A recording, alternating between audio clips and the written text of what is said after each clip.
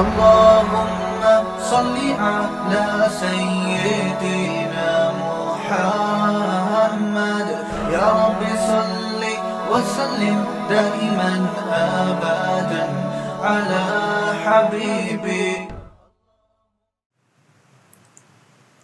سأل سائل بعذاب واقع، ایک پوچھنے والے نے پوچھا اس عذاب کے بارے میں جو واقع ہو کر رہے گا. یہ اس کا لفظی ترجمہ ہے. من اللہ ذی المعارج، اس اللہ کی طرف سے عذاب واقع ہوگا جو راستوں والا ہے، سیڑھیوں والا ہے، یعنی جس کی طرف فرشتے جاتے ہیں مختلف راستوں کو طے کر کے. تعرج الملائکۃ والروح الیہ فی یوم کان مقدارہ 50,000 سنہ. یہ فرشتے اور روح یعنی جبریل علیہ السلام اس اللہ کی طرف جاتے ہیں، بلندی کی طرف جاتے ہیں، اور یہ عذاب ایسے دن میں واقع ہوگا کہ ایک دن 50,000 سالوں کے برابر ہوگا. فاصبر صبرا جمیلا، پس اے محمد صلی اللہ علیہ وسلم آپ صبر جمیل کریں. صبر جمیل اس صبر کو کہتے ہیں جس میں کوئی شکایت نہ ہو. آپ پر مختلف حالات آئے نا، صبر تو ہر آدمی کر لیتا ہے، لیکن ایسا صبر جس میں زبان سے بھی شکایت نہ ہو، تو آپ ایسا صبر کریں. انہم یرونہ بعیدا، یہ جو کافر لوگ ہیں جو آخرت کا انکار کر رہے ہیں یہ اس دن کو بہت دور سمجھ رہے ہیں. وَنَرَاهُ قَرِيبًا، اللہ کہتے ہیں لیکن ہم دیکھ رہے ہیں کہ وہ بہت قریب ہے، زیادہ ٹائم نہیں لگے گا اس میں. یہ تو ان آیتوں کا لفظی ترجمہ ہو گیا. ہوا کیا؟ نبی صلی اللہ علیہ وسلم، دیکھیں اسلام بار بار ایک ہی بات کو ریپیٹ کرتا ہے، بار بار ایک ہی بات کو ریپیٹ کرتا ہے کہ اس کائنات، دیکھیں اسلام کے نا 2-4 ہی ٹاپک ہیں، اسی کو ریپیٹ کرتا رہتا ہے اسلام. پورے قرآن میں الحمد سے لے کے والناس تک وہی ہے. باقی تو آرڈر جو ہے نا، احکام، یہ کرو یہ نہیں کرو، وہ آرڈرز کی آیتیں قرآن میں 1/3 بھی نہیں ہے. یعنی پورے قرآن کو آپ ایک طرف رکھیں اور اس میں وہ آیتیں جن میں ہمیں کچھ کرنے کا حکم دیا گیا ہے، تو وہ آیتیں جن میں ہمیں آرڈرز دیے گئے ہیں، کچھ کرنے کا حکم دیا گیا ہے، جس میں لا بیان کیا گیا ہے، وہ بہت تھوڑی ہیں. وہ کیا ہیں؟ بہت تھوڑی. کتنے احکام ہے جو قرآن نے دیے؟ نماز، زکوٰۃ، حج، روزہ، والدین کی اطاعت، فرما برداری، رشتہ داری جوڑنا، اور آرڈرز میں کچھ طلاق کے حکام اللہ نے خود بیان کر دیے تاکہ بعد میں لوگ اس میں اختلاف نہ کریں. وہ الگ بات ہے، پھر بھی لوگوں نے کر لیا. اللہ نے خود ہی بیان کر دیے تھے کہ اس میں پھڈا نہ ہو، یہ بہت اہم مسائل ہیں. جیسے 3 طلاق کو اللہ نے کہہ دیا تیسری کے بعد رجوع نہیں ہے، تاکہ بعد میں پھڈا نہ ہو، لیکن اہل حدیثوں نے پھڈا ڈال دیا، بولا 3 ایک ہوتی ہیں، لیکن قرآن میں کہیں بھی نہیں ہے. اسی طرح وراثت کے حکام اللہ نے خود بیان کر دیے، کیونکہ ان میں بڑی لڑائیاں ہوتی ہیں نا. اب رفع الیدین میں تو کوئی اتنا بڑا مسئلہ تھوڑی ہے، کوئی کر رہا ہے کوئی نہیں کر رہا ہے. کوئی کر رہا ہے تو آپ کے پیسے تھوڑی جا رہے ہیں جیب سے، کوئی نہیں کر رہا ہے تو بھی آپ کی جیب سے پیسے بولو نا نہیں جا رہے. تبھی اس پہ کوئی جنگیں نہیں ہوں گی. ہاں یوٹیوب پہ ایک دوسرے کو چیلنج بازیاں، مناظرے بازیاں، بس یہی ہوگا. وراثت کے مسئلوں میں اگر مسائل کھڑے ہوتے، کروڑوں کروڑوں کی جائیدادیں ہیں، اس میں آپ کا حصہ بن رہا ہوتا 1 کروڑ کا، لیکن وہ حدیث ضعیف ہوتی. ٹھیک ہے، کچھ کہہ رہے ہوتے یہ صحیح ہے، کچھ کہہ رہے ہوتے یہ ضعیف ہے، اب اختلاف ہو جاتا. آپ بولتے یار یہ صحیح ہے. بعض حدیثوں میں اختلاف بھی ایسے ہیں صحیح اور ضعیف ہونے میں کہ اس کو بھی حل کرنا پاسبل نہیں ہے، کیونکہ ان میں محدثین ہی کا اختلاف ہوتا ہے. تو اب اس میں اختلاف رہے گا، وہ ختم نہیں ہو سکتا. تو اب اگر یہاں یہ پڈا ہو جاتا 1 کروڑ روپے آپ کی وراثت میں آ رہے ہیں، وہ حدیث کیا ہوتی؟ ضعیف. بیوی کا حصہ جس حدیث میں آیا ہوتا وہ حدیث صحیح ہوتی، لیکن صحابی کا فتویٰ اس کے خلاف ہوتا. ہم کنفیوز ہو جاتے، ایسا تو نہیں ہے یہ حدیث ہی منسوخ ہے، ہے بھائی. شروع میں حکم تھا, ورنہ صحابی اس کے خلاف فتویٰ کیوں دیتے؟ کچھ کہتے ہم نے صحابی کو نہیں ماننا, حدیث کو ماننا. ایک پھڈا تو تلواریں چلتی گھروں میں. سمجھتے ہو کہ نہیں سمجھتے؟ کیونکہ غریب کی جائیداد تو 2 پکوڑے, 1 لڈو, 1 مٹھائی کا ڈبہ ابو کی الماری سے نکلا ہے, 1 مسلح نکلا ہے ابو کی والدہ کی الماری سے, 1 پان دان نکلا ہے. یہ ہوتا ہے غریبوں کی. جو پیسے والے لوگ ہیں نا, ان کی وراثت میں کیا کچھ نہیں نکل رہا ہوتا. اس لیے اللہ نے وراثت کے حکام خود بیان کر دیے قرآن میں, تاکہ پھڈا ہی نہ ہو. کرنے والے تو اس میں بھی کر لیتے ہیں. اللہ نے بیان کر دیا یوصیکم اللہ فی اولادکم, اللہ نے وصیت کر دی ہے تمہاری اولاد کے بارے میں, مرو گے للذکر مثل حظ الانثیین, 2 بیٹیوں کے برابر 1 بیٹے کا حصہ ہے. اور ایک چیز, وَلَكُمْ نِصْفُ مَا تَرَكَ أَزْوَاجُكُمْ, تم مر گئے, تمہاری اولاد اگر نہیں ہے تو بیوی کو ملے گا وَلَهُنَّ الرُّبُعُ, 1/4, 25% بیوی کا ہے. اور اگر وہ مر گئی تو 50% تمہارا ہے. اس کے اگر اولاد نہیں ہے, اولاد ہے تو پھر 1/4 ہے.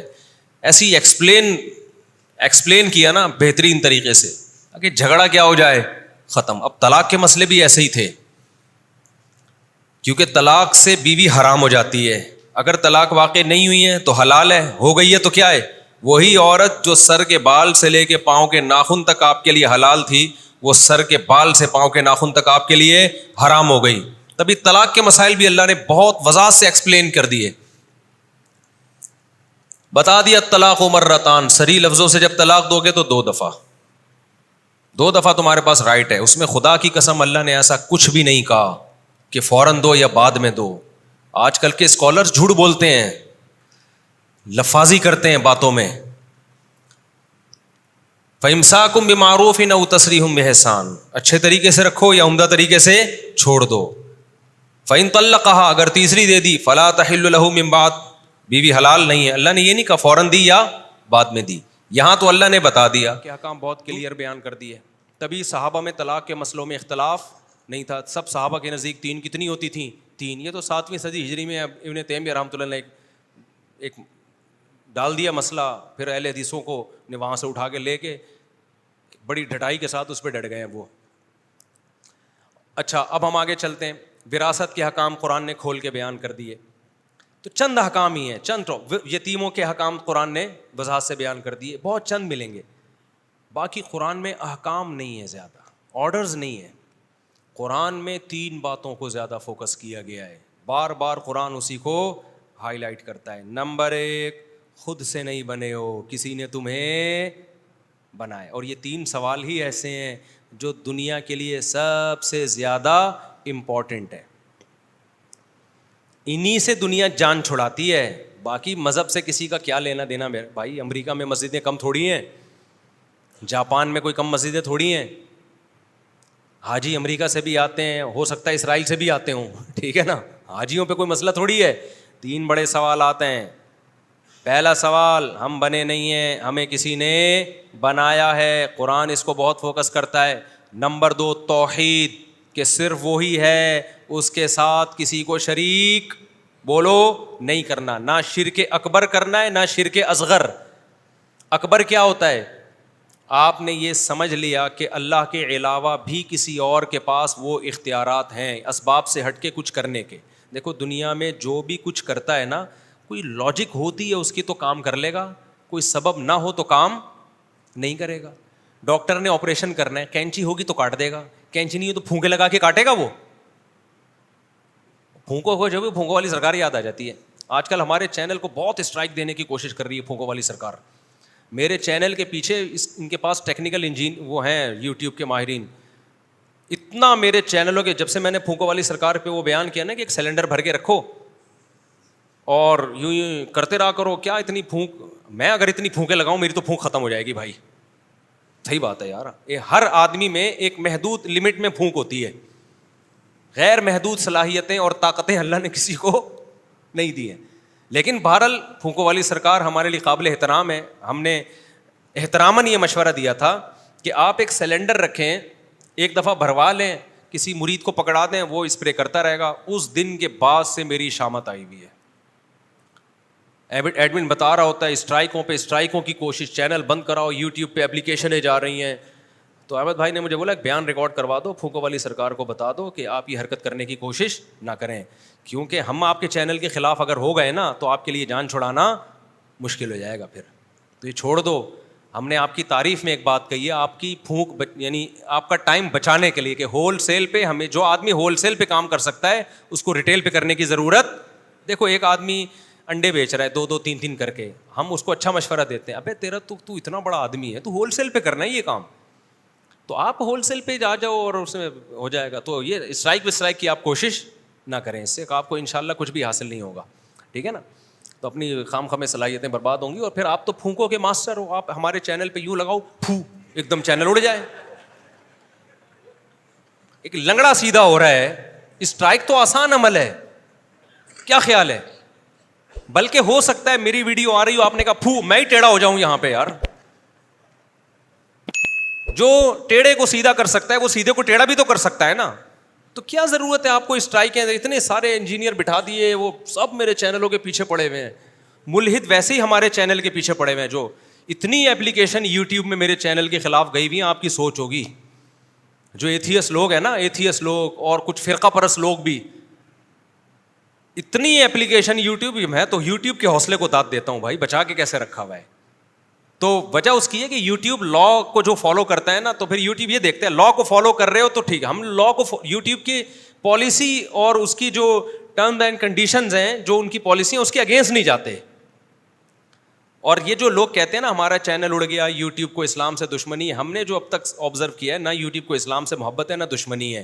آپ یوٹیوب کی پالیسیوں کے حساب سے چلیں تو یوٹیوب آپ کو کچھ بھی, ہم لوگ خود پالیسیوں کو فالو نہیں کرتے اور پھر چیختے ہیں. فیس بک کی بھی کچھ پالیسیاں ہیں. اب میرا اونٹ ذبح ہو رہا تھا, لڑکوں نے لا کے نا, میں نے جب نہر کیا, خون کے فوارے, مفتی صاحب کا اونٹ اور فوارے جا رہے ہیں, اور وہ چینل اڑا دیا ان کا یوٹیوب نے. وہ کہہ رہے ہیں لگتا ہے فیس بک کو نا مسلمانوں کی قربانیوں سے نفرت ہے. ہم نے کہا فیس بک کی پالیسی ہے بلڈ اس میں نظر نہیں آنا چاہیے, خون خرابہ نظر نہیں آنا چاہیے. جتنے بھی ماہرین ہوتے ہیں نا, اب دیکھو وہ نادر علی نے نا حلیم کا دیگ بنایا تھا, کٹا لے کر آیا, بیل لے کر آیا, سارا دکھا رہا ہے, گراتے ہوئے ذبح کرتے ہوئے نہیں دکھایا, آخر میں دیگ نظر آ رہی ہے. اب اگلا پوچھے اتنا بڑا کٹا اچانک دیگ میں کیسے آ گیا؟ بھائی وہ کئی گھنٹوں میں آیا, لیکن اگر وہ لانے کا پروسیس دکھا دیتے نا تو نادر علی کا چینل اڑ گیا تھا. تو وہ چونکہ ایکسپرٹ آدمی ہے, اس کو یوٹیوب کی پالیسیوں کا پتہ ہے, اس نے دکھایا پورا, بھائی کٹا لے کر آ رہا ہوں, اور ہم ابھی انتظار کر رہے ہیں, بھی گرے گا, کٹے گا. کٹا تھوڑی دیر میں کیا ہے حلیم, ایک دم کٹا حلیم میں کیا ہو جاتا ہے چینج. تو پالیسیوں کا آپ کو احترام کرنا پڑتا ہے. تو خیر, تو میں کیا بات کر رہا تھا یار, کہاں سے, تو پھونک سے وہ یاد آیا تھا مجھے. تو بھائی میرے چینل پہ آپ شو کرو, ایک دم میرا چینل اڑ جائے گا, بلکہ میں ہی اڑنا جاؤں کہیں, میں بھی تو چینل میں آ رہا ہوں گا نا, تو آپ شو کرو, میں آڑا ترچا ہو جاؤں گا. تو ایک سوالیہ نشان ہے. تو میں بہرحال پھونکو والی سرکار سے گزارش ہے کہ کائنڈلی آپ ایسا نہ کریں, ٹھیک ہے نا. تو آپ کہوں پھر جب آپ کو خطرہ ہی نہیں ہے تو گزارش کیوں کر رہے ہو؟ میں آپ کے فائدے کے لیے کہہ رہا ہوں کہ اپنی صلاحیتیں جو آپ پھونکوں میں لگا سکتے تھے وہ ادھر نہ لگائیں آپ, اس میں آپ کو حاصل ہونے والا کچھ بھی نہیں ہے. تو جس نے پھونک لگوانی ہے جائے بھائی, جس کو عقیدت ہے جائے پھونک لگوائے. ہمیں تو وہی جو ہمیں سمجھ میں آئے گا ہم وہ کہیں گے نا. اور میں پھر بار بار کہہ رہا ہوں, میں تو احترام میں کہہ رہا ہوں, ٹائم بچانے کے لیے, میں مخالفت میں تھوڑی کہہ رہا ہوں. آپ کو تو میرا شکریہ ادا کرنا چاہیے یار, مفتی صاحب مجھے ہول سیل کا ایک بہترین طریقہ بتا رہے ہیں. خیر, تو کیا بات کر رہا تھا یار میں, شرک اکبر. شرک اکبر تو یہ ہے کہ آپ نے یہ یقین کر لیا, عقیدہ رکھ لیا کہ یہ فلاں شخص میری بگڑی بنا سکتا ہے, اسباب سے ہٹ کے کام کر سکتا ہے. جیسے میں مثال دے رہا تھا, ڈاکٹر نے کینچی استعمال کیے بغیر آپریشن نہیں کر سکتا, انسٹرومنٹ اسباب اختیار کرنے پڑیں گے. اسباب سے ہٹ کے دنیا میں کوئی بھی کوئی کام نہیں کر سکتا, اس کے اللہ نے اختیارات کسی کو دیے ہی نہیں ہیں. آپ کہہ سکتے ہو, بار بار میں یہ مثال دیتا ہوں, معجزہ پھر کسے کہتے ہیں؟ نبی نے تو یہاں سے چاند کے 2 ٹکڑے کر دیے, اس کی کوئی سائنٹیفک لاجک ہے نہیں ہے. تو خوب سمجھ لو, نئے نئے لوگ آتے ہیں نا, اس لیے ایک موضوع کو ریپیٹ کرنا پڑتا ہے بار بار. معجزہ نبی کا عمل نہیں ہوتا, معجزہ کس کا عمل ہوتا ہے؟ اللہ کا. نبی نے چاند کے 2 ٹکڑے نہیں کیے ہیں, کس نے 2 ٹکڑے کیے ہیں؟ اللہ نے کیے ہیں. اس کی دلیل یہ ہے کہ موسیٰ علیہ السلام لاٹھی کو پھینکتے تھے, سانپ بن جاتی تھی نا, تو موسیٰ تھوڑی بناتے تھے. اگر موسیٰ علیہ السلام کو یہ اللہ نے اختیار دے دیا ہوتا کہ جب چاہے لاٹھی کو سانپ بنا لیں, تو پھر موسیٰ علیہ السلام کو تو پہلے اللہ نے پوچھا یہ تیرے دائیں ہاتھ میں کیا ہے؟ حضرت موسیٰ نے کہا لاٹھی. اللہ نے کہا اس کو ڈال زمین پہ. جب ڈالا ہے سانپ بن گئی. موسیٰ علیہ السلام دوڑ گئے, خوف سے بھاگ گئے, فرار ہو گئے وہاں سے. اللہ نے کہا واپس پلٹو, اس کو پکڑو, اس لاٹھی کو, میں دوبارہ اس کو لاٹھی بنا دوں گا. تو سانپ بھی اللہ بنا رہا ہے, اس سانپ کو لاٹھی بھی کون بنا رہا ہے؟ اللہ بنا رہا ہے. اگر حضرت موسیٰ نے خود بنایا ہوتا تو فرار تھوڑی ہوتے وہاں سے ڈر کی وجہ سے. تو پیغمبر کا ہاتھ استعمال ہو رہا ہے, کام کون کر رہا ہے؟ اللہ. اور پیغمبر کے پاس اختیارات بھی نہیں ہیں کہ جب چاہیں کر دیں. اللہ نے نبی کو کہہ دیا کہ آپ چاند کی طرف اشارہ کریں, میں 2 ٹکڑے کر دوں گا. اللہ نبی کو نہ کہتے تو بھائی 100 دفعہ بھی کوئی بھی چاند پہ 100 دفعہ اشارہ کرتے, کچھ بھی نہیں ہوتا چاند کو. سمجھتے ہو کہ نہیں سمجھتے؟ موسیٰ علیہ السلام جب دریا کے کنارے آ کے رک گئے ہیں, پیچھے سے فوجیں آ رہی ہیں فرعونیوں کی, حضرت موسیٰ پریشان, اب کیا ہوگا؟ اللہ نے کیا کہا, اس لاٹھی کو آپ پانی پہ ماریں, میں 12 ٹکڑوں میں تقسیم کر دوں گا. تو لاٹھی سے جو سمندر ٹوٹ رہا ہے, ٹکڑے ہو رہا ہے, وہ کون کر رہا ہے؟ اللہ. تو معجزہ اللہ کا عمل ہوتا ہے. پیغمبر کی طرف اس کی نسبت مجازی ہوتی ہے, مجازن نسبت کر دی جاتی ہے. حقیقت میں پیغمبر کے پاس اختیارات نہیں ہوتے کچھ کرنے کے, سمجھتے ہو. اسی طرح کرامت جو بزرگوں کی ہوتی ہے وہ بھی کرتا اللہ ہے. بزرگوں کے پاس اختیارات نہیں آ جاتے, لہذا مانگا بزرگوں سے نہیں جائے گا, نہ پیغمبروں سے. مانگا کس سے جائے گا؟ اللہ سے. آپ کہہ سکتے ہیں نا فلاں بزرگ کے ہاتھ پہ یہ ہو گیا, مردہ زندہ ہو گیا, فلانا ہو گیا. بھائی وہ اللہ کر رہا ہے نا, تو مانگا کس سے جائے گا؟ اللہ سے. بعض لوگ یہ بھی کہتے ہیں فرشتے جب بارش برساتے ہیں, فرشتوں سے اتنا کام, تو پیغمبر سے کیوں نہیں ہو سکتا؟ فرشتے بھی بارش نہیں برساتے. کون برساتا ہے؟ اللہ. اللہ ان کو استعمال کرتا ہے کاموں میں. جیسے قلم ہمارے ہاتھ میں ہوتا ہے تو ہم قلم کو استعمال کر کے لکھتے ہیں, قلم کی اپنی مرضی نہیں ہوتی, کبھی ادھر گھما رہے ہیں کبھی ادھر گھما رہے ہیں. تبھی آپ نے خط لکھوانا ہو, کوئی لیٹر لکھوانا ہو, تو قلم سے نہیں کہا جاتا, جس کے ہاتھ میں قلم ہو اس سے کہا جاتا ہے. قلم سے آپ کہیں گے, وہ کہے گا بھائی میں تو کسی اور کی انگلیوں میں ہوں, جدھر وہ گالیاں لکھ کے دے دے یا دعائیں لکھ کے دے دے. تبھی کوئی بیوقوف قلم سے نہیں کہتا, پین سے نہیں کہہ رہا ہوتا لکھ, ہمیشہ کہا کس سے جاتا ہے؟ کاتب سے کہا جاتا ہے.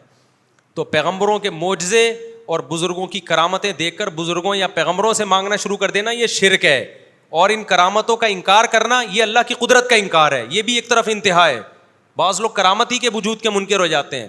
کسی بزرگ کی کرامت اگر مستند ذریعے سے ثابت ہو, مستند باوثوق ذرائع سے ثابت ہو, پھر اس کا انکار نہیں کرنا چاہیے آپ کو, کیونکہ کرامت کا انکار اصل میں کس کا انکار ہے؟ خدا کی قدرت کا انکار ہے. 2 انتہائیں چل رہی ہیں آج کل. بعض لوگ کہتے ہیں بزرگوں کی کرامتیں ورامتیں کس سے کہانی ہیں, تم نے دیکھے ہی نہیں بزرگ, نہ بزرگوں کی کرامتیں دیکھی ہیں, تمہارے یہاں بزرگ ہوتے ہی نہیں ہیں, تمہیں کس سے کہانی ہے؟ ہم نے تو بزرگ بھی دیکھے ہیں, ان کی کرامتیں بھی دیکھی ہیں, تو ہمیں کس سے کہانیاں نہیں. لیکن ہم بزرگوں کو مانتے نہیں ہیں کہ ان سے مانگنا شروع کر دیں. ہمیں پتہ ہے ان بزرگ کے ہاتھ پہ کوئی کرامت ہو رہی ہے تو کرنے والا کون ہے؟ اللہ. اور ہم تو اپنے بزرگوں کی جو ہم نے کرامتیں دیکھی بیان بھی نہیں کرتے. ہم سمجھتے ہو کہ نہیں؟ کیونکہ عوام کی مینٹل لیول سے اوپر کی چیزیں ہیں. ورنہ ہم جن بزرگوں کے یہاں رہے ہیں نا, ان کی کرامتیں بیان کر دیں تو یا تو تم ہمیں جھٹلاؤ گے یا تم بولو گے احساس کمتری میں جاؤ گے. ٹھیک ہے نا, کہ تم لوگ کیا بزرگ ہی نہیں ہوتے.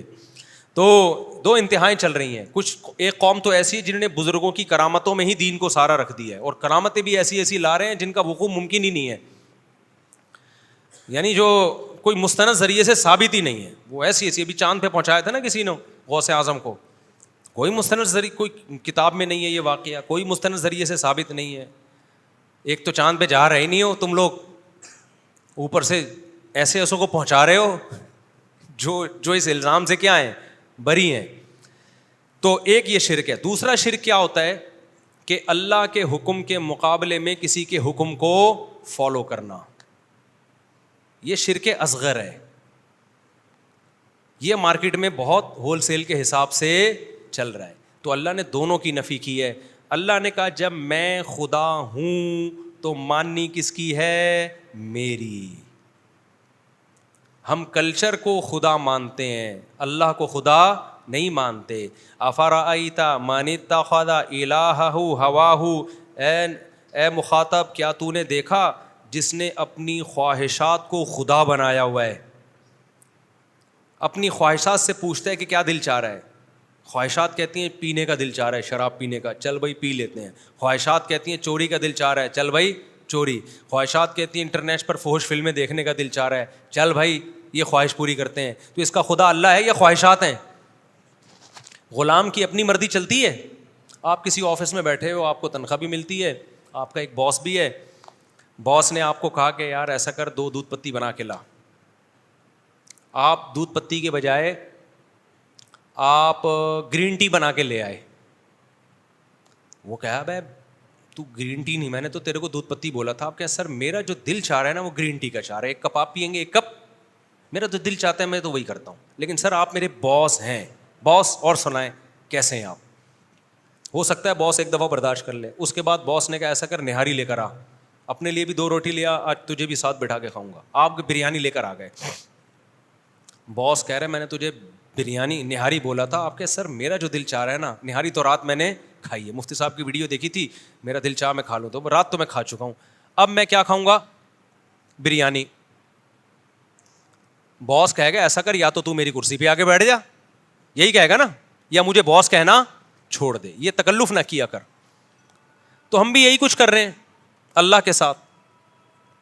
زبان سے کہتے ہیں لا الہ الا اللہ، بچہ پہلا جملہ ہمارے یہاں سیکھتا ہے لا الہ الا اللہ، کوئی معبود نہیں ہے، غلامی کے لائق صرف اللہ ہے.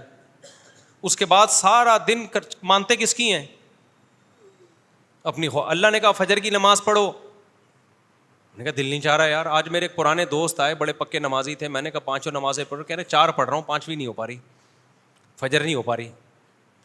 تو میں نے کہا خرید کوئی پیکج ویکج ہے فجر کا آپ کے پاس، کوئی معاف کروا لی ہے؟ کیوں نہیں ہو پا رہی بھائی؟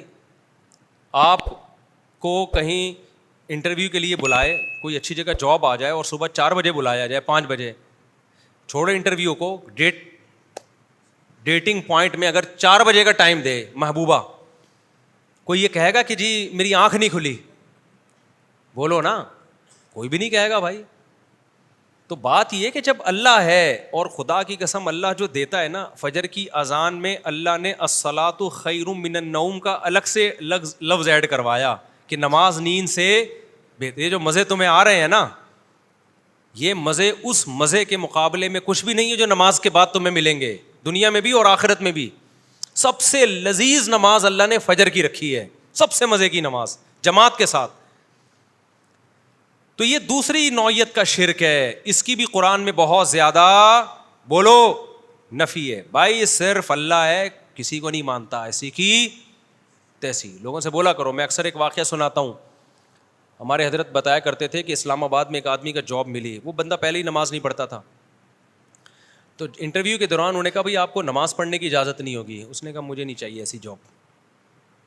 اس نے کہا یار آپ پہلے سے تو نمازی لگ نہیں رہے ہو کوئی شکل وکل سے. اس نے کہا میں نہیں پڑھتا لیکن تمہارے کہنے پہ چھوڑوں یار، یہ کوئی طریقہ؟ بولو، یہ تو اللہ سے بھی آگے تمہیں لے کے جا رہا ہوں میں. یعنی باقاعدہ میں ایسی جاب رکھوں جس میں نماز نہ پڑھنے کی پرمیشن حکم ہو. ایسی جاب پہ 100 دفعہ لعنت. پڑھتے نہیں پڑھتے ہمارا معاملہ ہے، لیکن جاب میں یہ شرط کہ نہیں پڑھے. تو یعنی روزی اللہ دے رہا ہے، لیکن روزی میں شرط یہ کہ اللہ تیری عبادت نہیں کروں گا میں. تو روزی تو اللہ پھر بھی دے دے گا میرے بھائی، لیکن اس روزی وہ آگ کے انگارے بنیں گے تمہارے لیے. یعنی آپ کسی سے رزق لے بھی رہے ہو، باپ سے کہہ رہے ہو ابا مجھے جیب خرچی دے دو، لیکن پستول خرید کے آپ کو ماروں گا میں. تو ابا دے تو دے گا لیکن چھوڑے گا نہیں وہ تمہیں. دیتا تو اللہ نافرمانوں کو بھی ہے اور فرمانبرداروں کو بھی ہے. تو یہ احکام اللہ نے بیان کیے. اور تیسرا حکم جو اللہ نے بہت زیادہ قرآن میں بیان کیا ہے، ہر رکوع میں، ہر پارے میں، بار بار. میں یہ اس لیے 3 احکام کو بار بار کر رہا ہوں کہ انہی تینوں کو چھوڑا ہوا ہے ہم نے، اور میں اسی تینوں پہ بہت زیادہ اسی وجہ سے بیان کرتا ہوں کہ قرآن کے بیسک ٹاپکس ہیں.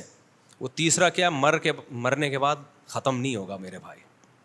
مرنے کے بعد تمہیں نظر آتا ہے کیڑے کھا کے ختم کر دیتے ہیں، یہ تمہاری باڈی ختم ہوتی ہے، تم ختم بولو نہیں ہوتے، تم فنش نہیں ہوتے. روح باقی رہتی ہے جس کو عذاب بھی ہوتا ہے ثواب بھی. اور میدان حشر میں دوبارہ ایک جسم ملے گا تمہیں. ہمیشہ کے لیے انسان فنا ہونے کے لیے نہیں آیا. موت کے بعد زندگی ہے جس میں اچھوں کو اچھے کا حساب ملے گا، بدلہ ملے گا، بروں کو برائی کی سزا ملے گی. یہ چیز بھی سائنسدان نہیں مانتے. یہ تین چیزیں ایسی ہیں جن کو لبرل لوگ نہیں مانتے. کوئی کہتا ہے خدا نہیں ہے, اللہ کہتے ہے. کوئی کہتا ہے لیکن اس کے ساتھ اوروں کو شریک کر لیتے ہیں جو مذہبی لوگ ہیں. اللہ کہتے ہیں نا, اس کے ساتھ کوئی شریک نہیں ہے, صرف وہ. تیسرا, تمہیں تمہارے اعمال کا حساب دینا پڑے گا. تو یہ تین باتیں جب نبی کیا کرتے تھے نا, تو مشرک ان میں سے ایک بات کو مانتے تھے, اور جو ملحد ہیں وہ ایک بھی نہیں مانتے تھے. جو اس دور میں ملحد تھے, ایتھیس تھے, وہ کہتے تھے کوئی خدا ہے ہی نہیں. ان ہی الا حیاتنا دنیا نموت و نحیا وما یہلکنا الا الدہر. کہتے کچھ بھی نہیں ہے بھائی, ہم پیدا ہوتے ہیں مر جاتے ہیں, یہ زمانے کے تصرفات ہیں, یہ نیچرل ہے. یہ کیا ہے سب؟ یہ نیچرل پروسیس ہے. جیسے بیج زمین میں ڈالو, پودا اگے گا, پھل اگے گا, آم ادلیں گے, نیچرل ہے نا. کرنے ورنے والا کوئی بھی بولو نہیں ہے. تو یہ سب آٹومیٹیکلی ہو رہا ہے. مر گئے, کھاؤ پیو موج مستی. آج بھی بہت سے لوگ, زیادہ تر تو آج دنیا میں اسی طرح کے لوگ ہیں. حتیٰ کہ ہندو نام کے ہندو ہیں, سوچ ان کی بھی, وہ ہندوؤں کا بھی 7 جنم ونم والا گیا. وہ ایک ہندو پنڈت نے کسی نے کہا نا کہ کوئی برا کام کر رہا تھا, تو ہندو پنڈت نے اس سے کہا کہ تو اگلے جنم میں گدھا بن جائے گا. اس نے کہا پچھلے جنم میں گدھا تھا, اس جنم میں کیا بناؤں؟ کچھ اچھے کام کیے تو میں انسان بن گیا ہوں, تو اب میں دوبارہ کیا بن جاؤں گا؟ گدھا. تو پھر میں کچھ اچھے کر لوں گا, پھر انسان بن جاؤں گا. خیر یہ ان کا عقیدہ ہے, ہمیں اس سے کیا لینا دینا. تو ان کا یہ کہ 7 جنم ہوتے ہیں. لیکن اب دنیا میں لوگ اس کو, کیونکہ کسی مستند کتاب سے ثابت نہیں ہے وہ, تو جو ملحد تھے وہ کہتے تھے ان ہی الا حیاتنا الدنیا, صرف ایک دنیا کی زندگی ہے, مرتے ہیں پیدا ہوتے ہیں, زمانے کے تصرفات ہیں اور کچھ بھی نہیں ہے. ان پہ قرآن نے رد کیا. اوحا ربک الی النحل, اللہ کہتے ہیں یہ نیچر نے اتنی حسین ہے کہ ایک شہد کی مکھی, ملکہ مکھی, مزدور مکھیاں پورے ایک گیدرنگ کے ساتھ جاتی ہیں, چھتا تیار کرتی ہیں, اور فصل کی سبول ربی کی ذلولا. قرآن ایک چیز کو ہائی لائٹ کرتا ہے شہد کی مکھی کی. اتنے لمبے لمبے راستے ٹریول کر کے دوبارہ اسی چھتے میں آتی ہیں. ایسی خوبصورت مینجمنٹ کے بعد اور محنت کے بعد اتنا خوبصورت شہد نکالتی ہیں جس کا ذائقہ اتنا مزیدار, اور اس میں کیسی شفا رکھی ہوئی ہے. میٹھی چیزیں اکثر صحت کے لیے نقصان دہ ہیں, شہد صحت کے لیے انتہائی فائدہ مند ہے. اللہ کہتے ہیں یہ فطرت کی بیوٹی نہیں ہے, یہ اس خدا کی کمال ہے جس نے اس فطرت میں حسن ڈالا ہے. حسن آٹومیٹیکلی نہیں آتا. کبھی دیکھا دلہن بیٹھے بیٹھے تیار ہو گئی, بیوٹی پارلر جائے گی, 2 گھنٹے ڈسٹمپر کے ڈبے خالی ہوں گے. اب تو ایسے بیوٹی پارلر آ گئے ہیں تو اربوں روپے چھاپ رہے, مرد تیار کر رہے ہیں دلہنوں کو. یہ تو بڑی بغیرتی کی بات ہے یار. اور ایسی بیوٹی, ہمارے ایک رشتے دار بتایا کرتے تھے امریکہ تو بہت ایڈوانس ہے بھائی بیوٹی پارلر میں. ابھی خیر میں اب بیوٹی پارلر کے قصے لے کے نہیں بیٹھوں گا آپ کے سامنے. تو ایک بات کہنے تو, بیوٹی پارلر جانا عورتوں کا کام ہے, آدمیوں کا کام بولو. میں بغیر بیوٹی پارلر گئے 4 ہو گئی یار. تو اس کا مطلب بیوٹی پارلر جانا ضروری نہیں ہے. ہم آپ کے سامنے مثال بیٹھے ہوئے ہیں, تو اللہ کا شکر ہے ہم تو کبھی نہیں گئے. نہائے, ڈیٹول سے نہائے اس دن جس دن ہماری شادی تھی, ٹھیک ہے, بس اس سے زیادہ کی ضرورت. پان گٹکا نہ کھاؤ, دانت صاف رہیں آپ کے, صحیح ہے نا. پان گٹکا کھاؤ گے تو پھر تیزاب سے کلیاں کرنی پڑیں گی شادی سے پہلے. تو آدمی جاگنگ کرتا ہوا, گھڑ سواری کرتا ہوا, سوئمنگ کرتا ہوا, تیر اندازی کرتا ہوا, ان کاموں میں جم میں اچھا لگتا ہے, محنت کرتا ہوا, سمجھتے ہو. اور فزیکل فٹنس کا خیال رکھو, توند نہ نکلنے دو, وزن نہ بڑھنے دو. بھائی یہ 2-4 چیزیں اگر آپ آڑے ترچھے ہو گئے, یہاں سے توند, یہاں سے ایک الگ سے 2-3 چیزیں جو ہوتی ہیں, سب میں چیزیں دائیں بائیں نکل رہی ہیں. بیوٹی پارلر تمہیں کیا بنا دے گا یار, وہ تو تھوڑا سا چہرے پہ وہ تھریڈنگ ٹائپ کی چیزیں ہوتی ہیں, وہ کر دے گا, عجیب سچ بنا کے نکال دیتا ہے بندے کو. وہ آدمی نہیں لگ رہا ہوتا. پھر بھی میں نہیں کہہ رہا چلو گئے ہو تو تھوڑا سا بس کو بولو یار تھوڑا سا ریگ مال سے کیا کر دے, گھسائی کر دے, اتنا کافی ہے, زیادہ نہ فری کراؤ. تو آدمی ہینڈسم اچھا لگتا ہے. بیوٹی کس کی ہے؟ یہ عورتوں کا کام ہے. او من ینشأ فی الحلیہ وہو فی الخصام غیر مبین. اللہ کہتے ہیں عورت زیورات میں پلتی ہے. تو خواتین کے لیے ٹھیک ہے بیوٹی پارلر, آدمیوں کے لیے ٹھیک نہیں ہے. تو یہ ٹاپک قرآن نے بہت زیادہ بیان کیا ہے کہ اگر یہ آٹومیٹیکلی ہوتا. آج میں جو سورہ فرقان ہے نا, سورہ فرقان پڑھ رہا تھا, هو الذی خلق من الماء بشرا فجعله نسبا وصہرا. یہ آیت مجھے بڑی پیاری لگتی ہے, بڑا مزہ آتا ہے اس کو پڑھنے میں. سورہ فرقان پڑھا کرو, بہت مزہ آئے گا. تبارک الذی نزل الفرقان علی عبدہ لیکون للعالمین نذیرا. ایسے انداز سے شروع ہوتی ہے نا, ایسا انداز ہے شروع میں انسان کو ہلا دیتی ہے. بہت برکت والی ہے وہ ذات جس نے اپنے ایک بندے پر الفرقان, حق اور باطل میں دودھ کا دودھ اور پانی کی طرح فرق کرنے والی کتاب پیدا کی ہے, کانسیپٹ کو کلیئر کرنے والی کتاب پیدا کی, الفرقان.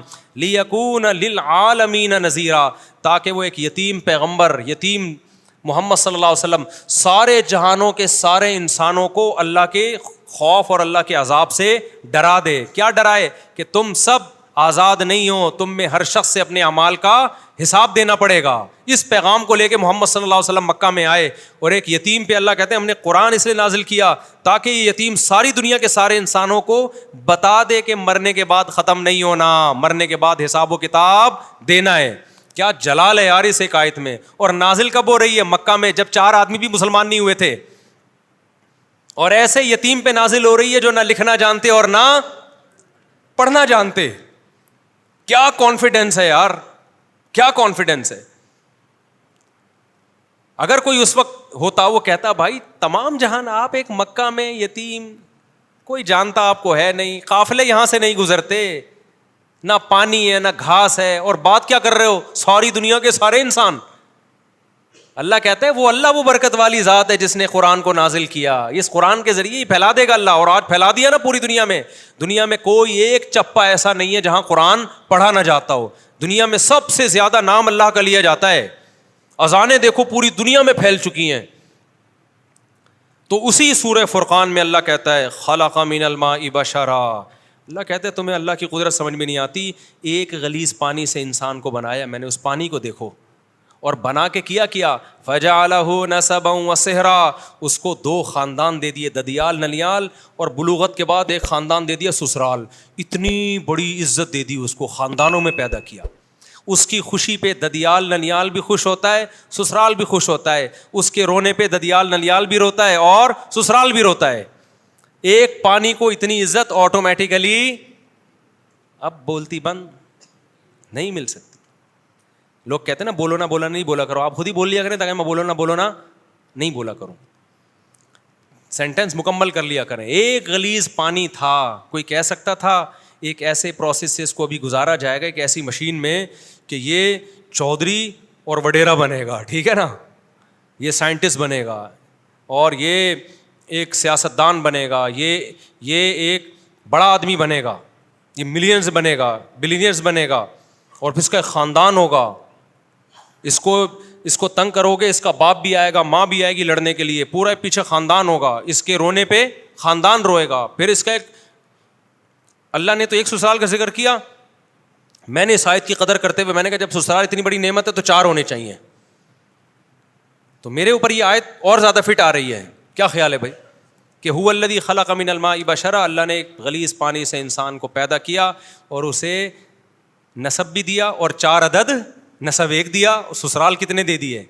اس سے پتہ چلتا ہے, اس آیت سے پتہ چلتا ہے کہ خاندان ایک بہت بڑی نعمت ہے, اور نعمت جتنی زیادہ ہو اتنا اچھی ہوتی ہے. پیسہ نعمت ہے یا نہیں ہے؟ تو کبھی کوئی کہتا ہے زیادہ پیسہ ایکچولی میں خرچ کہاں کروں گا, ایکچولی مینیج کرنا مشکل ہے. ابے لے آ, بعد میں دیکھیں گے کیا مینیج کرنا ہے اس کو. تو اولاد بھی نعمت ہے. یہب لمن یشاء اناثا, اللہ کہتے ہیں گفٹ کرتا ہوں بیٹے بیٹیاں, آنے دے, آنے کے بعد کرنا ہے کہ کرنا کیا ہے ان کا, آنے میں نہیں روکنا ان کو کہ گفٹ کم لینے ہم نے, گفٹ تو جتنے زیادہ آ جائیں, اس کے بعد پھر ان کا کرنا کیا ہے. تو بچے پیدا ہونے سے مت روکو, ہونے کے بعد پھر پلاننگ کرو. مسئلہ یہ نہیں ہے بچے جو بگڑتے ہیں نا اس لیے نہیں کہ زیادہ ہے, اس لیے کہ پیدا ہونے کے بعد بھی نہیں سوچ رہے ہوتے ان کو بنانا کیا ہے ہم نے. وہ تو ایک بھی بگڑ جائے گا, پھر تمہارا بچہ پیدا ہوا تم قیامت تک سوچتے رہو گے کرنا کیا ہے اس کو, تو چور بن جائے گا آٹومیٹیکلی, ڈاکو بن جائے گا. تو وہ تو جو بگڑنا ہوگا تو ایک بھی بگڑے گا. اگر پلاننگ کر کے پیدا کرنے میں پلاننگ نہیں کرو, پیدا تو اللہ کی طرف سے گفٹ ہے, جتنا ہو اچھا ہے, لیکن جو پیدا ہوتے جائیں اسی وقت ان کو انسان کا بچہ بنانے کی فکر بولو کرتے چلے جاؤ کہ بگڑے نہیں ہے. ایسا نہیں چرسیوں میں بیٹھ رہا ہے, ایک بچہ بھی چرسی میں بیٹھے گا تو چرسی بنے گا, 18 بچے بھی اگر بھائی انسانوں میں بیٹھیں گے تو کیا بنیں گے, انسان کے بچے بنیں گے. فیملی پلاننگ والوں نے تو بچے ہی روک دیا نا. تو نسبا و صحرا قرآن کہتا ہے سسرال والا بنایا, تو سسرال بھی جتنے زیادہ ہوں اتنے کیا ہیں, اور نعمت ہے سسرال. آپ کسی, یہ تو ہم مذاق کرتے رہتے ہیں, مذاق اڑاتے رہتے ہیں سسرال کا, دل بھی چاہتا ہے لیکن اب کیا کریں, مجبور ہے. لیکن ویسے کتنی عزت ہوتی ہے جب آپ کا ان کے گھر رشتہ نہ ہوا ہو, آپ جاؤ, کوئی عزت دیتا ہے؟ جہاں آپ کی بات ابھی شادی بھی نہیں ہوئی, صرف رشتہ طے ہو گیا ہے, بھائی دولہا بھائی آئے ہیں, بھائی ان کا سموسے کا پوچھو, ایسا نہ ہو برا لگ جائے. آپ کو پتا ہے ادھر برا, ادھر اس کو ٹینشن دی, پارسل کدھر کرے گا, یہ بہن پہ جا کے پارسل کرے گا. یہ سسر کو پتا ہوتا ہے داماد کو ذرا سا ٹارچر کیا, میرے سامنے تو کچھ نہیں بولے گا, یہ پارسل کدھر کرے گا, بیٹی پہ جا کے غصہ نکالے گا. کیسی رسپیکٹ مل رہی ہوتی ہے دامادوں کو, کیا خیال ہے بھائی؟ بیٹھیے, آپ آئیے, ورنہ کون گھسنے دیتا ہے یار؟ اجنبی لڑکی ہوتی تو عزت دار لوگ تھوڑی گھسنے دیں, بےغیرت تو آتے ہیں, آ جا بھائی, لیٹ کیوں آیا تو, کب سے انتظار کر رہی ہے. بوائے فرینڈ جو ہوگا نا, تو اس میں تو ابا آج کل پریشان ہوتے ہیں جن میں غیرت ہی نہیں ہوتی. تو قرآن کیا کہہ رہا ہے بھائی, یہ اس ٹاپک, یہ قرآن کہہ رہا ہے یہ آٹومیٹیکلی یہ ممکن کہ پانی کو اتنی عزت مل جائے, اس کے دنیا میں آنے سے پہلے اس کے خاندانوں کا انتظام ہو جائے, بلوغت کے بعد بھی انتظام ہو. یہ اگر آٹومیٹیکلی ہو رہا ہوتا تو اس کائنات میں اتنی بیوٹی, اتنا حسن نہیں ہوتا اس کائنات. یہی وجہ ہے کہ جو قرآن کے منکر ہیں وہ اس بیوٹی سے محروم. ان کے ہاں نہ سسرال ہوتا ہے نہ ددیال ہوتا ہے, ایک ننیال میں ایک عدد اماں رہ گئی ہے بس خالی ان کی, اور اس سے وہ جان چھڑا نہیں سکتے.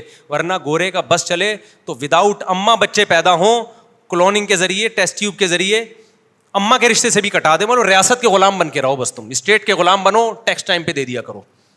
وہ مجبور ہے, اماں سنگل مدر, سارا ان کا نہ ان کے یہاں سسرال ہوتے ہیں, نہ سالے ہوتے ہیں, نہ سالیاں ہوتی ہیں, نہ کزن ہیں, نہ سب سیٹ اپ آہستہ آہستہ کیا ہو گیا, ختم. کیوں؟ اللہ کی آیتوں کا انکار کیا. تو اللہ نے خاندانوں کی جو محبتیں تھیں وہ چھین کے اس کے بدلے میں ان کو کتے پکڑا دی اللہ نے, کہ ان کتوں سے دل لگاؤ. فرانس میں بھی کتے پالے جاتے ہیں. میرا ویزا ریجیکٹ ہوا ہے اس چکر میں, یورپ کا. انہوں نے کہا ہمارا مذاق اڑاتا ہے. میں نے کہا مذاق نہیں اڑا رہا بھائی, آپ تو کتے پالتے ہیں, ماشاء اللہ کتنے اچھے لوگ ہیں آپ لوگ, کتے پالتے ہیں. ہمارے کتوں کا حال دیکھو. ابھی ایک واقعہ سناؤں, کتے پہ بڑا زبردست واقعہ ہے. اتنے کتے ہو گئے نا, اللہ کے KMC والوں کو بہت جزائے خیر دے. کچھ رپورٹیں آئی ہیں انہوں نے کتے مارنا شروع کیے ہیں. ہوا یہ کہ کل ایک داڑھی والے صاحب آئے, داڑھی ان کی, تسبیح ہاتھ میں, یہی ہمارے دوست ہیں, اور ٹوپی ماشاء اللہ, بڑا پر نور چہرہ. مجھے کہتے ہیں مفتی صاحب مجھے ایک مسئلہ بتائیں. میں نے کہا کیا ہو گیا؟ کہتے ہیں یار وہ ایک کتا مر رہا تھا اور بالآخر اس نے دم توڑ دیا.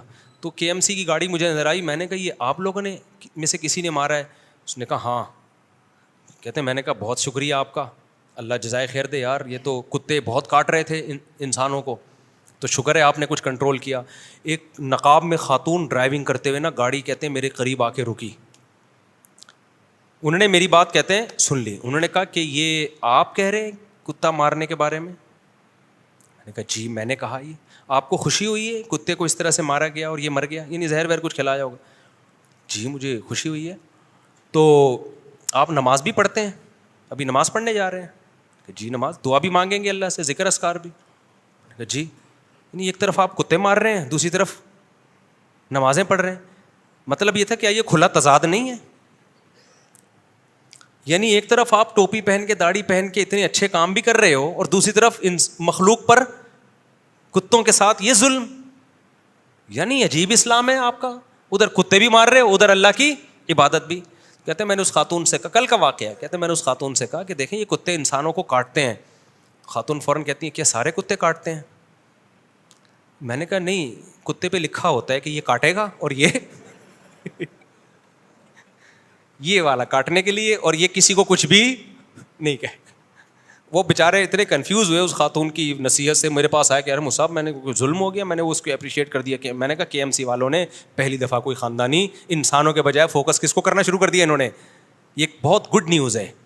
پہلے تو جو گٹر کے ڈھکن, یہ KMC کی ذمہ داری ہے نا, گٹر کے ڈھکن میں کتنے مرد ہلاک ہو گئے ہیں وداؤٹ ڈھکن کے لوگ, تو یہ سب KMC کے کھاتے میں جا رہے ہیں نا. اور جو بجلی کے کھمبوں سے لوگ, بجلی کے کھمبے کراچی میں گلے ملتے ہیں آ کے, خود چپک چپک کے بندے مارتے ہیں بارشوں کے موسم میں, تو یہ بندے کون مار رہا ہے؟ یہ تو KMC کے کھاتے میں جا رہے ہیں. تو اللہ کا کتنا فضل ہو گیا, اب انسانوں کو چھوڑ کر KMC نے کس کو فوکس کرنا شروع کر دیا؟ کتوں کو. تو گڈ نیوز ہے بھائی. اس سے زیادہ مجھے خوشی اس پہ ہوئی ہے. اتنے کتے یار, آپ کی سوچ ہوگی. ساری جو اینیمل لورز اور این جی اوز ہیں وہ آ کے وہ رکاوٹ بنتی ہیں. خیر بات کو جلدی سے سمیٹیں, نماز کا ٹائم ہونے والا ہے. تو اللہ میاں نے اس نظریے پہ بھی قرآن میں بہت رد کیا کہ اس کائنات میں نیچر میں جو بیوٹی ہے آٹومیٹیکلی نہیں ہے. دوسرا نظریہ شرک کا, جو اللہ کو مانتے ہیں وہ اللہ کے علاوہ بھی بہت سوں کو مانتے ہیں. ہندو دیکھو نا کتنے کتنے بھگوان ان کے, تو قرآن نے کہا اللہ کا مطلب کیا ہے, صرف ایک, کسی مزار پہ کسی قبر سے نہیں مانگنا, کسی بزرگ سے نہیں مانگنا. انتم الفقراء الی اللہ, تو ہم سب کے سب اللہ کے در کے محتاج, حاجت روائی مشکل کشائی اللہ کے سوا کوئی نہیں کرے گا. اور تیسرا قرآن نے جس چیز کو فوکس کیا, جس کا اس آیت میں تذکرہ ہے کہ موت کے بعد حساب و کتاب ہے, تو یہ جو آیت میں نے پڑھی ہے نا, ہوا یہ تھا تینوں پہ مذاق اڑتا تھا نبی صلی اللہ علیہ وسلم کا, لیکن سب سے زیادہ مذاق پتہ ہے کس عقیدے پہ اڑایا جاتا تھا؟ خدا کے انکار یا خدا کی توحید پہ نہیں, سب سے زیادہ نبی کا مذاق اڑایا جاتا اس نظریے پہ کہ ہم مرنے کے بعد دوبارہ زندہ ہوں گے. جب ان کی بات ہوتی نا کہ صرف ایک اللہ ہے تو وہ طنز کرتے تھے, استہزاء بہت زیادہ نہیں کرتے تھے وہ. جب ان کو کہا جاتا کائنات کو بنانے والا کوئی ہے, نظریاتی اختلاف کرتے تھے اس پہ, استہزاء نہیں کرتے تھے بہت زیادہ. لیکن جب یہ کہا جاتا موت کے بعد زندگی ہے, اس پہ بہت مذاق اڑایا مشرکین نے. سورہ یاسین ہے نا, قرآن کہتا ہے مشرک بوسیدہ ہڈی لے کر آیا قبر کی پرانی, کہنے لگا من یحیی العظام وہی رمیم, بھائی یہ ہڈی سڑ گئی, کیڑے کھا گئے, یہ زندہ ہوگی؟ ہی ہاتا لما توعدون. دوسرے مقام پر ہے, اے لوگو یہ پیغمبر جو تم سے وعدہ کر رہے ہیں نا موت کے بعد زندگی, ہی ہاتا, یہ عقل سے بہت کیا ہے, ہی ہاتا. ہم کہتے ہیں بھائی یہ بالکل فضول بات ہے, معاذ اللہ, بالکل کھوپڑی میں آنے والی نہیں ہے. ہم مر کے سڑے کیوں؟ زندہ کرنا ہوتا باڈی, اللہ سلامت کیوں نہیں رکھتا؟ سڑ گئے, درندے کھا گئے, کھاد بن گئے, نالوں میں بہہ گئے, جلا دیا, اب کیا زندگی ہے؟ اس نظریے پہ جتنا مذاق اڑایا گیا ہے نا اسلام کا اور پیغمبر اسلام صلی اللہ علیہ وسلم کا, اتنا مذاق کسی اور عقیدے پہ بولو نہیں اڑایا گیا.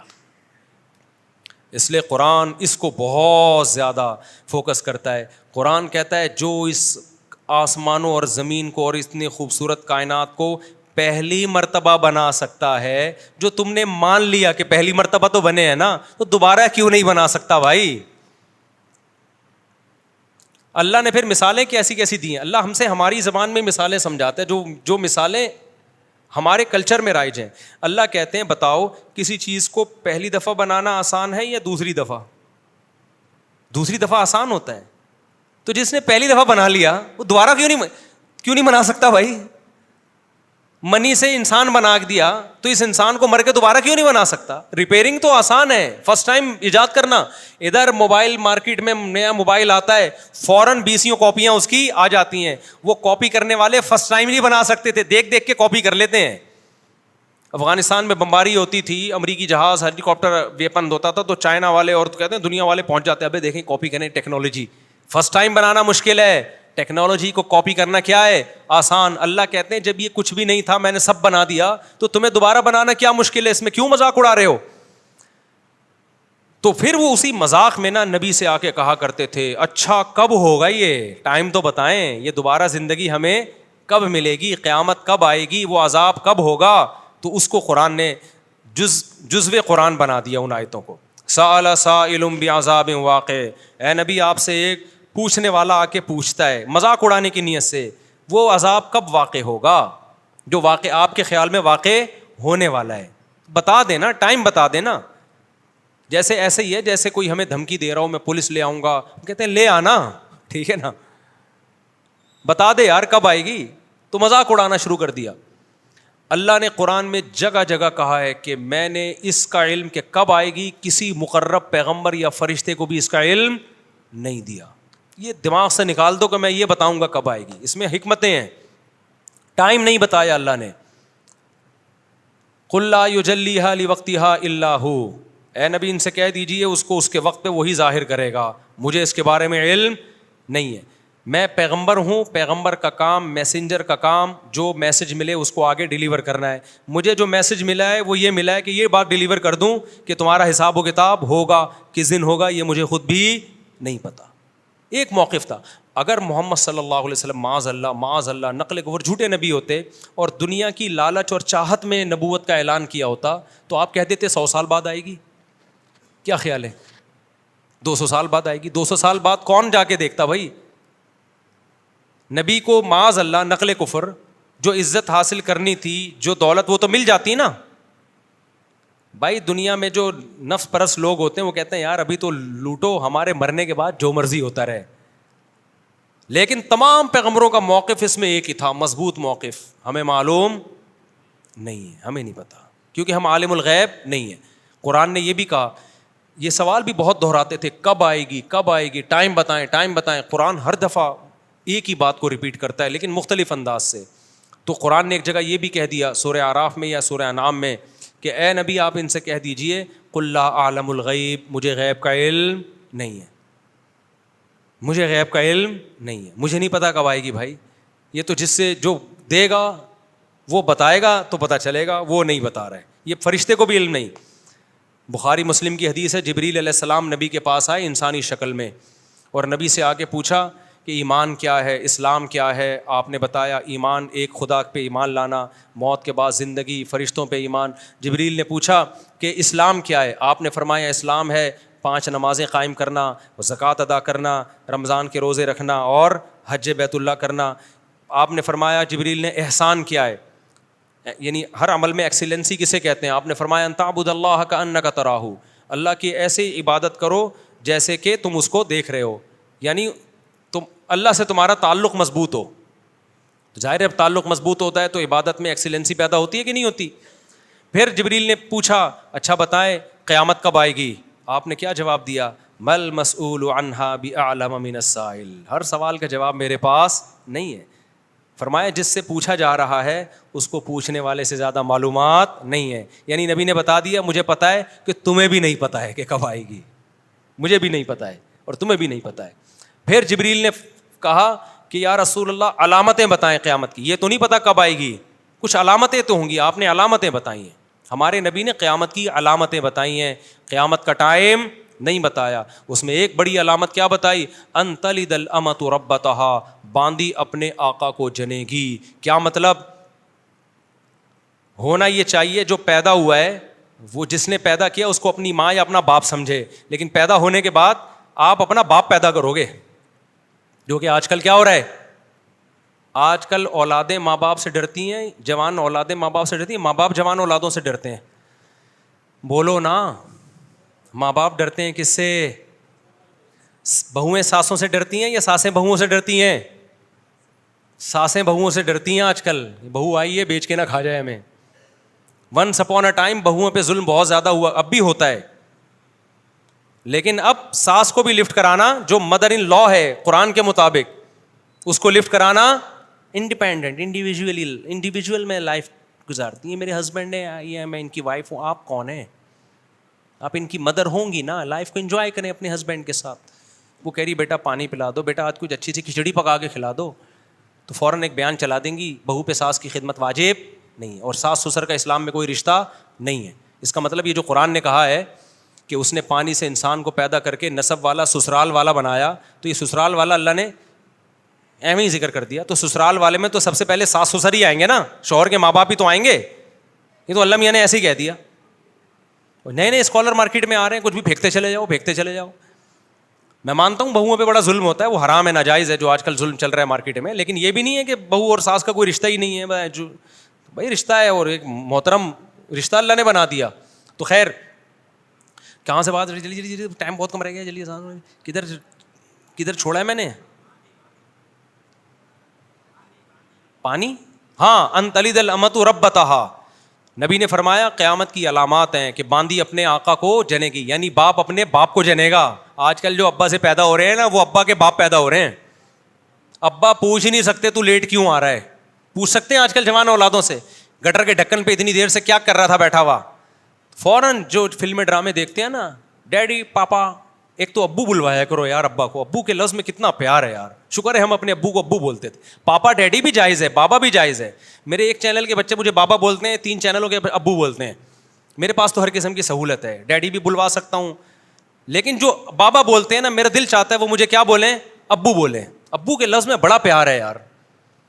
خیر بابا پاپا ڈیڈی بھی چلتا ہے. ایک تو ہمارے جاننے والے ہیں, وہ ناراض نہ ہو جائیں, ان کے بابا پاپا اس طرح کتنے ہیں, تو لوگ کہتے ہیں بیکری کا سارا آئٹم ان کے یہاں پاپا بھی, اور پتہ نہیں مختلف چیزیں ان کے یہاں ہیں, اور بھی ہیں وہ نہیں لوں گا, وہ پھر ناراض ہو جائیں گے. وہ سارے بیکری کے آئٹم ہیں جو انہوں نے گھر میں لا کے رشتوں کے نام رکھے ہوئے ہیں. تو ابو کا لفظ میں کیا ہے, امی کے لفظ میں کیا ہے, پیار ہے بہت. امی ابو کتنا پیارا لفظ لگتا ہے, سارے چیزیں گوروں کی. ڈیڈ, جب ڈیڈ بولو گے نا تو بولے گا oh dad what are you doing, صحیح ہے نا, وہ پھر پوری انگلش لے گا, آدھی نہیں لے گا وہ. ابو کو ایسا بولنا بہت, ابو کے لفظ میں اتنا پیار ہے. ابو یہ کیا کر رہے, یہ نکلتا ہی نہیں ہے منہ سے. ابو بول دیا تو بس ہتھیار آپ نے ڈال دیے.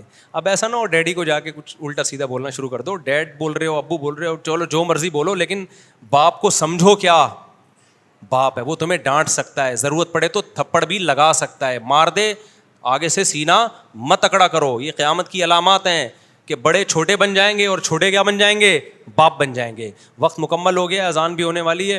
تو یہ 3 ٹاپک سمجھ میں آ گئے.